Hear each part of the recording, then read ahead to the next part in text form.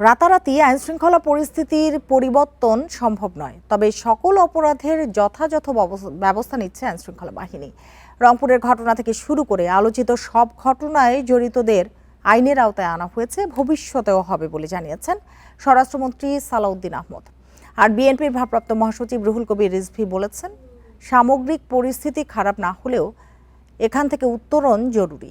সকালে রাজধানীর নয়াপল্টনে ঈদ মিলাদুন্নবী উপলক্ষে আয়োজিত দোয়া ও মোনাজাতে অংশ নিয়ে এসব কথা বলেন তারা।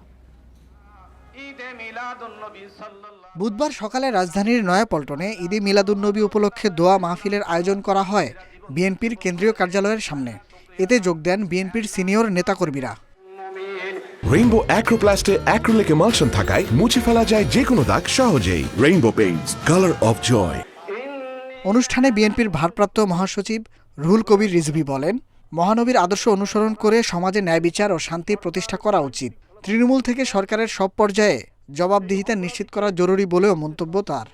সরকারের যে নির্বাচনের প্রাক্কালে যে সমস্ত অঙ্গীকার আজকে ক্রমান্বয়ে ক্রমাগতভাবে বাস্তবায়ন হচ্ছে, সেই বাস্তবায়নের মধ্যে আমাদেরকে আরো অঙ্গীকার আইনের শাসনকে সুপ্রতিষ্ঠিত করা। আর আইনের শাসন সুপ্রতিষ্ঠিত মানে সেখানে কে ক্ষমতাশালী, কার হাতে বেশি ক্ষমতা, কার হাতে কম ক্ষমতা সেটি নয়। যে অপরাধ করবে সে আইনের আওতায় আসবে। এ সময় স্বরাষ্ট্রমন্ত্রী সালাউদ্দিন আহমদ বলেন, যৌক্তিক সময়ের মধ্যে প্রতিটি ঘটনার বিরুদ্ধে ব্যবস্থা নিচ্ছে আইনশৃঙ্খলা বাহিনী। শৃঙ্খলা বাহিনীর আধুনিকায়ন, মনোবল বৃদ্ধি করা সহ সবকিছুতে গুরুত্ব দিচ্ছে সরকার। সরকারের 6 মাস অতিবাহিত হয়েছে।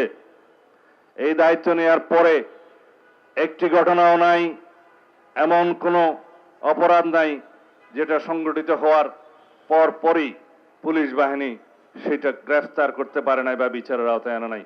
একটি ঘটনাও নাই। এটাই বাংলাদেশে বর্তমান সরকারের কৃতিত্ব।